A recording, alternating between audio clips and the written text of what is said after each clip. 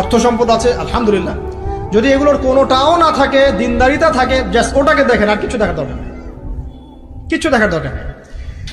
এরপরে আরেকটা কথা বলতে ভুলে গিয়েছি যে আপনি এই লেভেলে যাওয়ার আগে নিজেও পবিত্র থাকার চেষ্টা করেন। আপনি নিজে জেনায় যায় না, নিজে পর্নে যায় না, নিজে হারাম অ্যাফেয়ার্সে যায় না। যদি আপনি যান তাহলে আল্লাহ পাক কিন্তু আপনাকে পবিত্র স্ত্রী নাও দিতে পারেন। এটাই আল্লাহ পাকের নীতি যে একজন পবিত্র মানুষ পায়। ঠিক আছে, যে যেমন আল্লাহ পাক তাকে তেমন মিলিয়ে দেন, এটা আল্লাহ পাকের একটা সুন্নাহ। এর ব্যতিক্রম হতে পারে, কিন্তু আপনি যদি পবিত্র না থাকেন আপনি পবিত্র স্ত্রী নাও পেতে পারেন। তা আপনি আগে নিজে পবিত্র থাকেন, তারপরে আপনি এখন মেয়ে দেখেন। আলহামদুলিল্লাহ, বললাম দিনদারিতা প্রাধান্য দেন। এখানে হাদিসে এটা বলা হয় নাই যে 4টা গুণ দেখে বিয়ে করো, বরং বলা হয়েছে 4টা গুণ দেখে সাধারণত বিয়ে করা হয়। ঠিক আছে, করো আদেশটা এমন নয়, ইনকাহ কথাটা এমন নয়, বা ইনকাহু এমন নয়।